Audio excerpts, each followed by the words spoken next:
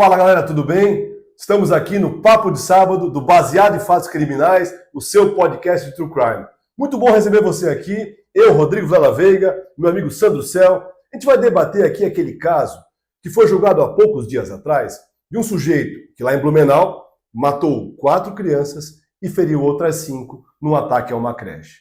Será que ele é louco? Será que ele é maluco? Por que deram para ele uma pena de 220 anos se eu só posso cumprir 40 no Brasil? Vamos debater com vocês as questões do julgamento e as questões jurídicas interessantes.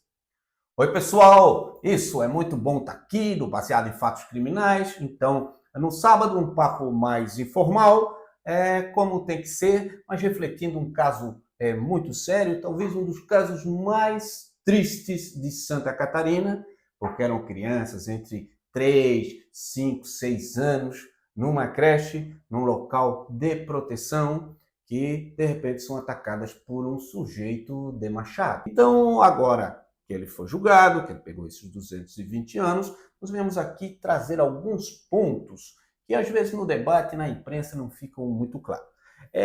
O primeiro, a gente pode falar quem ele era. Inicialmente, eu não vou dar o nome dele aqui. Isso é um procedimento que se usa porque depois até vai se discutir que uma das primeiras coisas que esses sujeitos que fazem essas barbaridades totalmente sem sentido, eles não estavam lá para conquistar alguma coisa, para roubar alguma coisa. Não, ele foi lá numa atitude totalmente sem nenhuma lógica. Então, muitas vezes o que essa gente quer é publicidade. Eles querem que o nome deles vire lenda. Por isso que não se diz o nome deles, porque um sujeito como esse, basta se referir a ele como criminoso, porque ele não é nada mais que isso, e numa sociedade tão doente quanto a nossa, é capaz, de, como já aconteceu com o maníaco do parque, outros, ter até uma série de culto a essas pessoas. É uma tristeza, mas essa é a nossa sociedade. Bom, quem era esse criminoso? Ele era um rapaz natural ali de Blumenau mesmo, não é alguém que vem de fora, é alguém de dentro. Blumenau, como se sabe, é uma cidade bastante ordeira, com um baixo grau de criminalidade, mas ele era de lá de dentro. Mesmo nas melhores famílias, sempre tem, às vezes, algum desses tipos de surpresa. De qualquer forma, ele era um sujeito que, na época que ele fez isso, há um ano atrás, ele tinha 25 anos. Hoje 26, 25 anos. Então era um jovem, mas aí, já com uma idade para ter muita responsabilidade. Ele era um pequeno, ele tinha pequenos problemas com a lei, mas nada que indicasse qualquer tipo de crueldade mais exacerbada. Tanto é que ele tinha lá um envolvimentozinho com droga, mas não fica nem claro, Parece que tinha um pouquinho de, talvez, tráfico, mas é quando ele era menor. Mas isso, então, não está muito esclarecido. Tem muita discussão entre ele, quase que o Rodrigo cai aqui, ó. Tem muita discussão entre ele e o padrasto, Inclusive, ele teria... O ato mais grave dele que a gente conhece é que ele esfaqueou um cachorro. Ele esfaqueou o cachorro lá do padrasto, etc. Isso já mostra assim, uma personalidade muito ruim, mas há uma grande diferença entre uma coisa e outra que ele vai fazer. Então, basicamente, ele era um sujeito desconhecido do meio policial mais sério. Incomodou um pouquinho? Incomodou. Mas nada que o prendesse. Esse era ele, Rodrigo. Rodrigo, mas o que a gente quer saber, agora que nós já sabemos esse personagem anônimo, era um motoboy, nada de especial, não tinha estudado muito, nada disso. O que nós queremos saber é como que foi essa tristeza, como aconteceu no dia ali nessa creche. Bom, pessoal, olha só, no dia 5 de abril de 2023, então esse sujeito sai de casa por volta de umas 8 da manhã, segundo a investigação, querendo ir atacar 2 escolas. Então ele vai até lá, segundo dizem, o muro era muito alto, ele desiste. Aí ele vai para a academia vai lá fazer um exercício na academia, sai da academia de moto e para a sua moto em frente a essa creche, a creche Bom Pastor, né? E aparece na imagem da câmera ele se alongando, gente, antes de entrar na creche. Ele então abre o baú da moto, pega uma machadinha e pula um muro. Dentro da creche, várias crianças estavam ali brincando, aquele momento lúdico das crianças, e ele parte para cima das crianças com o machado, dando machadadas aleatórias, assim. Uma professora até, de forma muito heróica, né, intercede em relação a ele para proteger as crianças, e ele empurra a professora porque ele quer matar as crianças, tá, gente? É um negócio impressionante, assim. Então ele acaba matando as crianças ali mesmo, as crianças morrem no próprio local.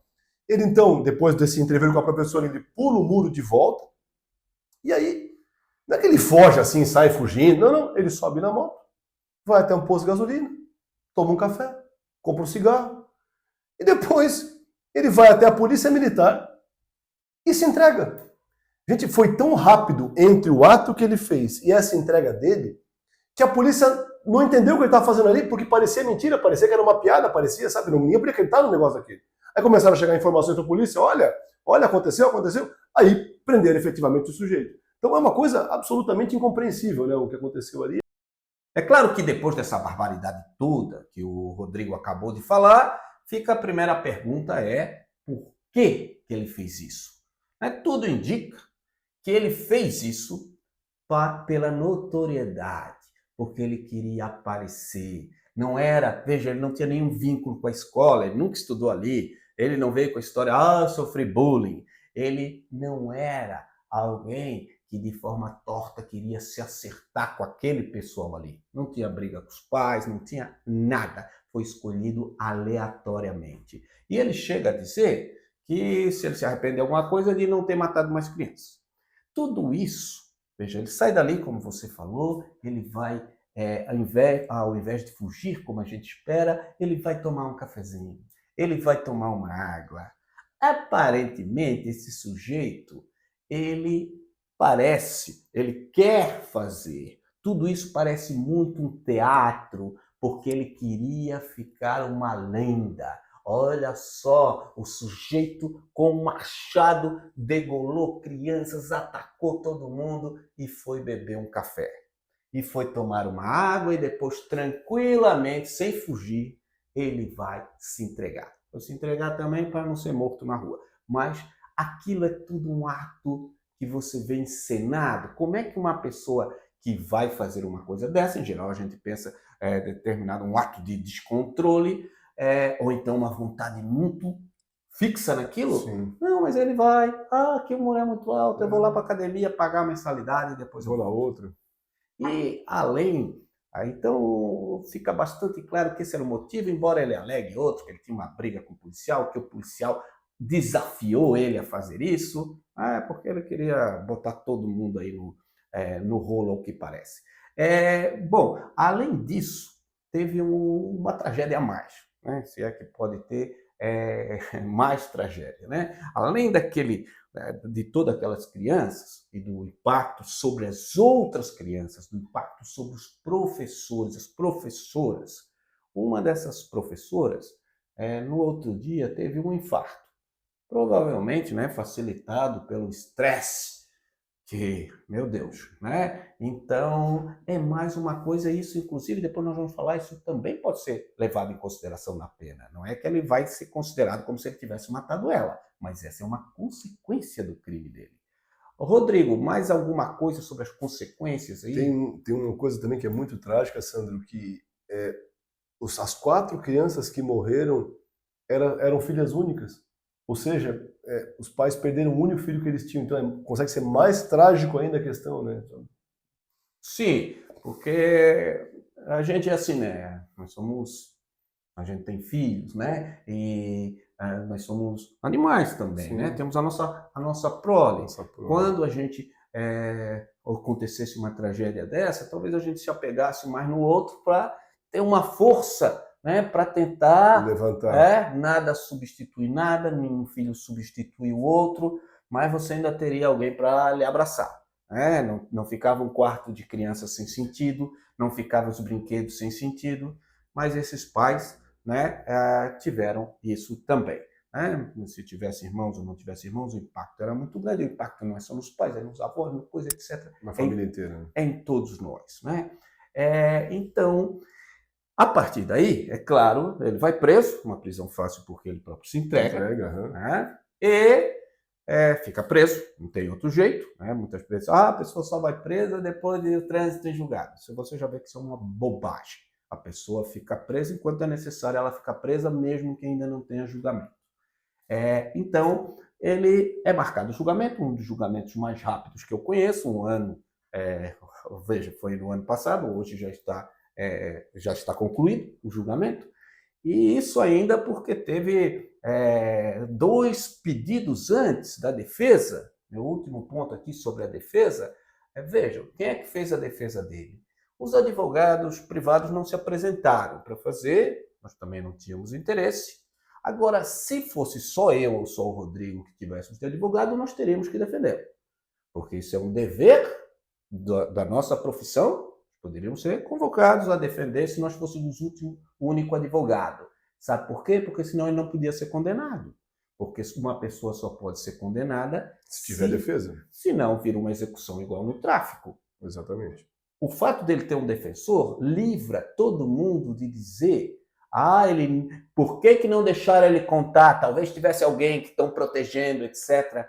Isso tudo é uma garantia também para a gente. Mas nenhum advogado queria voluntariamente, né, aquele sujeito. Era um caso indefensável em vários aspectos.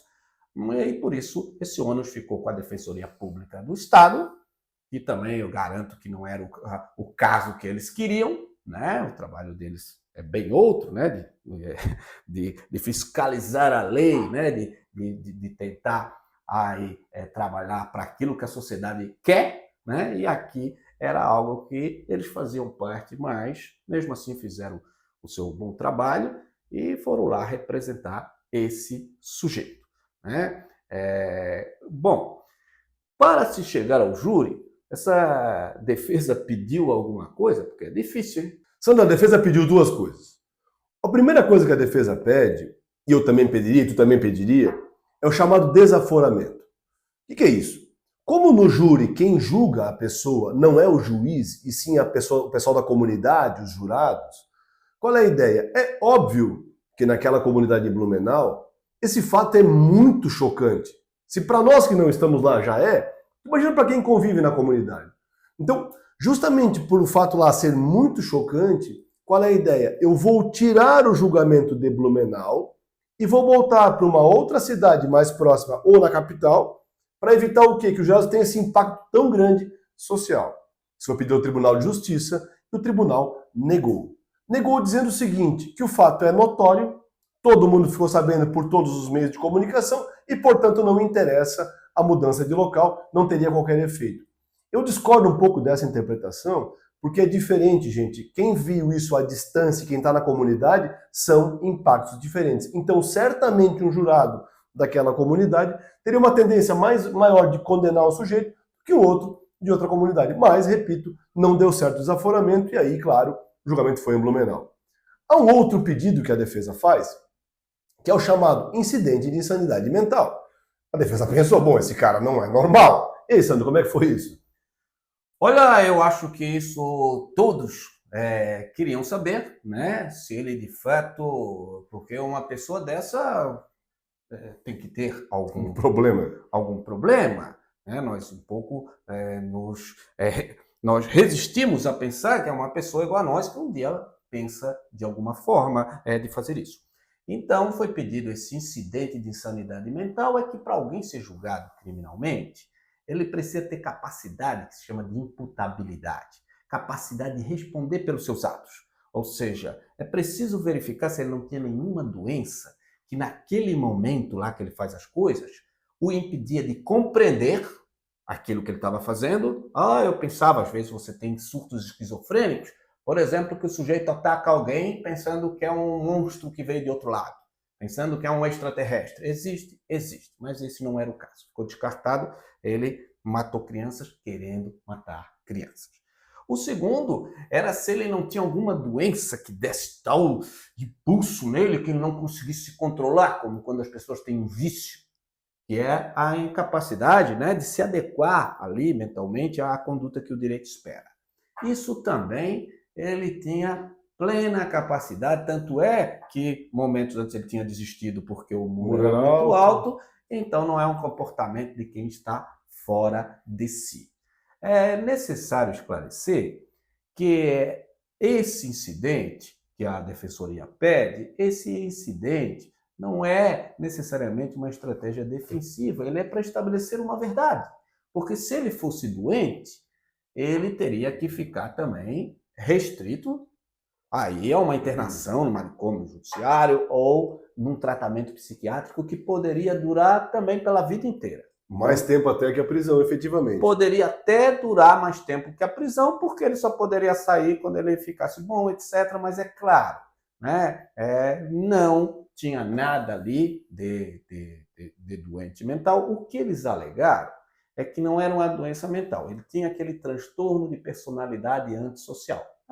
Psicopata, né? Que é aquela pessoa que, segundo várias definições, ela tem uma capacidade de raciocínio perfeita, normal, e ela tem uma capacidade emocional diminuída no sentido de empatia, no sentido de remorso, né? Então seria uma pessoa mais anestesiada moralmente. Mas nada que tirasse dele o caráter de entender que está fazendo uma coisa errada e, portanto, ser punido por isso. Isso. Até a década de 50, mais ou menos, havia essa discussão. Porque se dizia, não, isso é uma doença psiquiátrica. Então, até nos Estados Unidos se dizia, o sujeito é psicopata para ele não ir para a pena de morte. Depois, aí houve uma reclassificação, isso não é uma doença, isso seria um transtorno da personalidade, não incapacitante. Então, ele foi considerado absolutamente são para responder pelos seus atos. Eu acho até que ele não gostaria de ter sido considerado louco. Ele queria aparecer, né? Ele queria dizer que ele era o cara. Por isso, repito que esse nome não deve ser repetido, ele deve ser borrado da história. Ele deve cumprir a sua pena no anonimato. No anonimato. Porque herói foi aquela professora, herói foram os pais que estão aí, foram as crianças. Esse sujeito aí é muito outra coisa. Rodrigo, mas eu te pergunto aqui. Aí ele foi para o júri. Aí o júri me condena ele a 220 anos de prisão. Eu, como você, sobretudo quando eu não era do direito, quando eu era pequeno. Faz tempo. Vocês ainda não eram nascidos. Tá? Mas eu já ficava assim, para que uma pena de 300 anos? Isso aí, claro, tem um valor simbólico, né? Porque 300 anos é uma... Bom, né? Bom, não dá para aplicar, talvez no Matusalém, aquele pessoal que está lá na Bíblia no início, que viveu 600, aí é outra coisa, né? Mas até esses já foram. Então, eu sempre fiquei perguntando.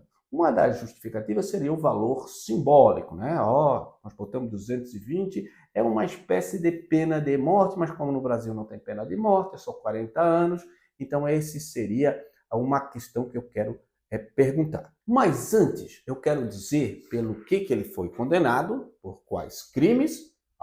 Claro, por homicídio. Mas os homicídios, eles podem ser homicídios simples, que é a pena de 6 a 20, aí por criança seria, né?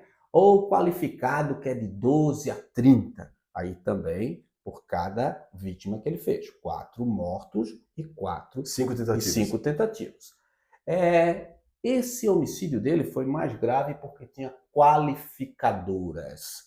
Então, cada vez que um homicídio tem uma qualificadora, significa que a pena dele vai subindo. Então, quanto mais qualificadoras eu tenho, mais a pena vai aumentando. A pena de cada crime. Ali eles foram julgados assim, por parte. Em relação à vítima, o menino tal. Tá? Ele que fez, como que ele fez, condenamos, ok. Segundo, então para no final somar, ok? Rodrigo, então quais foram as qualificadoras? Por que esse homicídio dele, pela lei, é considerado mais grave? Porque nós temos que explicar por que chegam a pena de 220 anos. Ou sendo as qualificadoras, elas têm sempre a ver, né? Ou com a forma de fazer, ou com a motivação do sujeito. Certo. É sempre assim. No caso dele, a primeira foi o motivo torpe.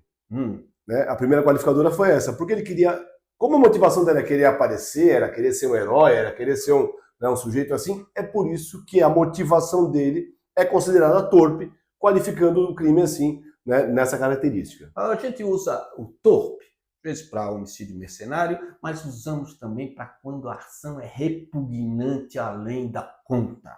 Assim, ó, uma ação que a gente diz, como assim? Matou por isso? Então, a primeira coisa, a motivação dele querer aparecer é repugnante demais. Por isso o motivo todo. Primeira qualificadora. Qual a segunda qualificadora? Meio cruel. Poxa, o cara sai com um machado, tomahawk, um machado, aquele machado para guerra, degolando crianças. É um troço de uma crueldade. Não sei nem explicar a crueldade que é isso. Então, evidentemente, houve aí um meio cruel.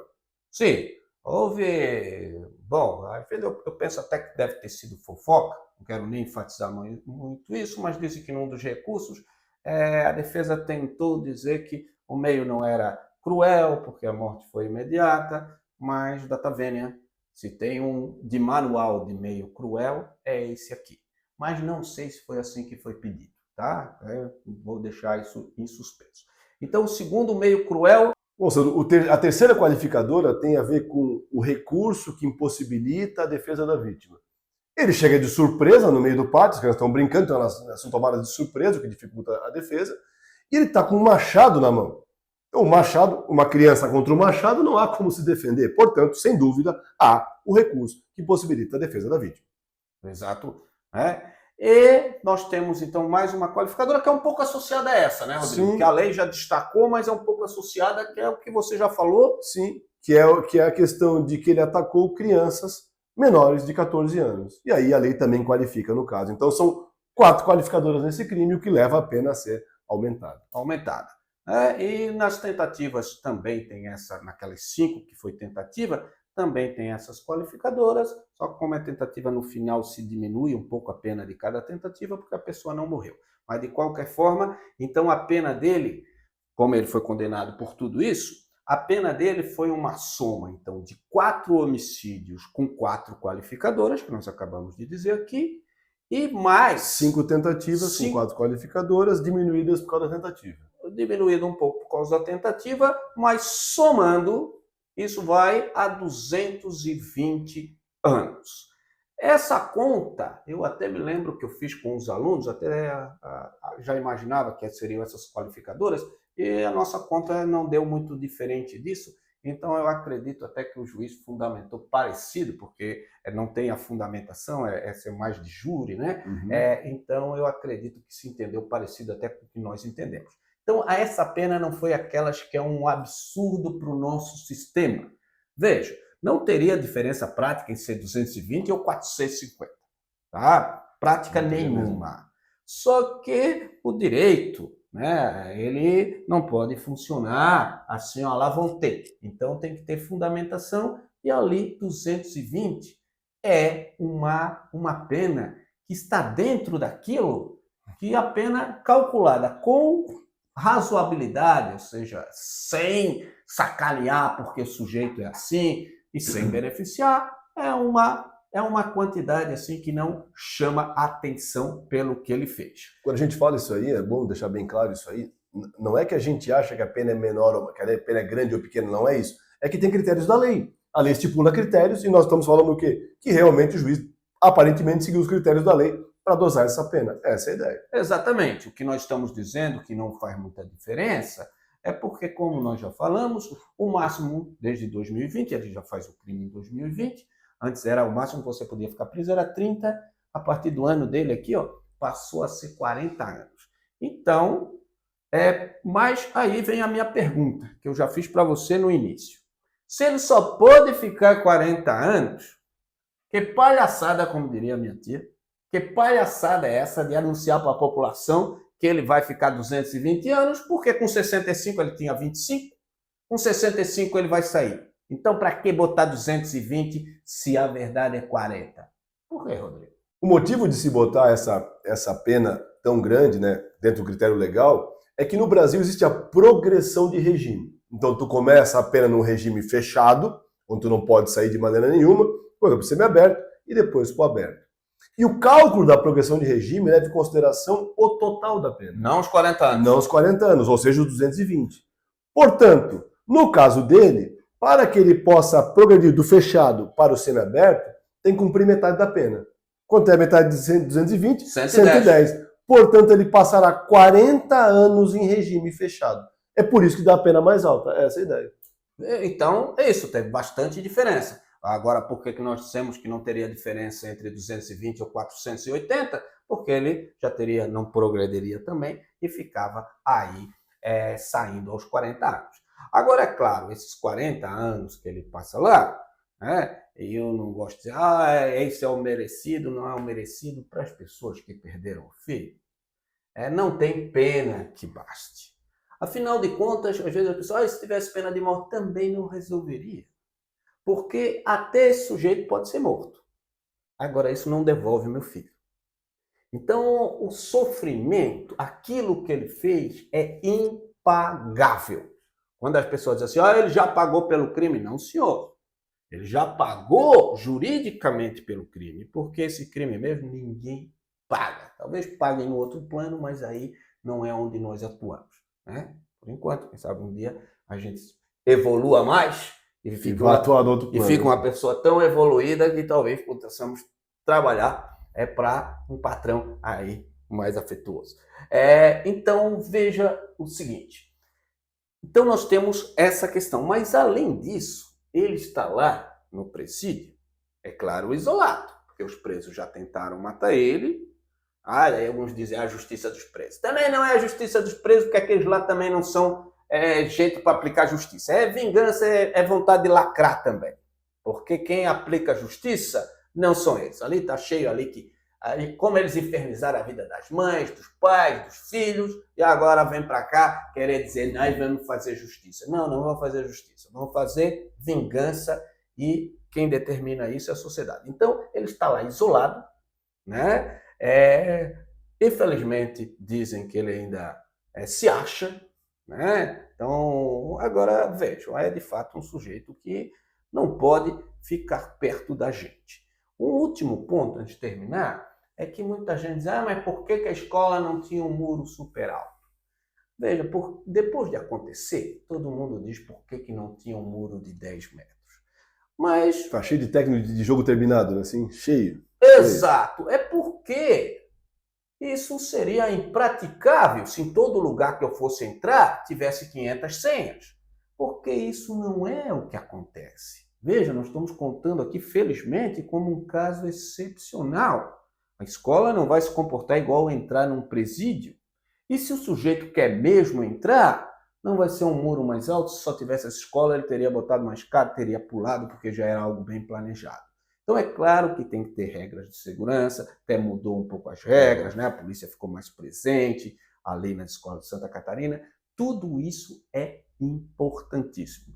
Mas não dá também para a gente dizer, a escola falhou aqui, porque a gente só pensa em botar aquele monte de grade depois da casa já arrombada. Isso, infelizmente, funciona assim. Depois de uma coisa dessa, as pessoas reagem, né? Se protegem mais, mas os criminosos também vão evoluindo na maldade e também pode ser que volte a isso. Então, aqui nós tivemos, Rodrigo, nas minhas palavras finais, sem dúvida, um dos casos mais tristes, porque vítimas adultas já é um terror. Agora a gente sabe o peso que tem vítimas crianças sobre seus pais, sobre a comunidade, sobre eu e sobre você. Aquele infeliz, então, está lá, né? Não merece ser recordado, não se merece torná-lo celebridade. Não deveria mostrar a foto dele, não isso deveria é mostrar muito nada. triste. Logo vai vir a biografia dele, logo vai vir essas coisas, né, para ele conseguir exatamente o que ele quer. Se ele tivesse rede social, não tenho dúvida que teria muitos seguidores. O Maníaco do Parque é uma das pessoas que mais recebe carta no sistema prisional, aquele que matou mais de 6, 7 mulheres, estuprou, estrangulou, né? Mas porque as pessoas elas se sentem atraídas, né? Vejam, esses sujeitos eles não são interessantes. Eles são seres mesquinhos, seres que qualquer um pode fazer aquela coisa que ele fez. Eles não são especiais. Mas sabe por que eu não faço? Por que você não faz? Porque nós temos o mínimo de humanidade dentro da gente. Então eles não são interessantes, eles são bem desinteressantes, porque são um sujeito que, para conseguir alguma atenção, tem que destruir a vida dos mais fracos. E ainda se diz que é forte. Que ridículo que também devia ser o seu nome, além de criminoso. É isso, Rodrigo? Bom, pessoal, esse foi o nosso Papo de Sábado. Quem quiser, por favor, se inscreva, deixe seu comentário. Quiser sugerir um caso pra gente, deixa um comentário pra gente aqui. E lembra, o nosso canal tá todas as quartas e sábados com um episódio novo para tu participar e assistir. É isso aí. Até mais. Abraço.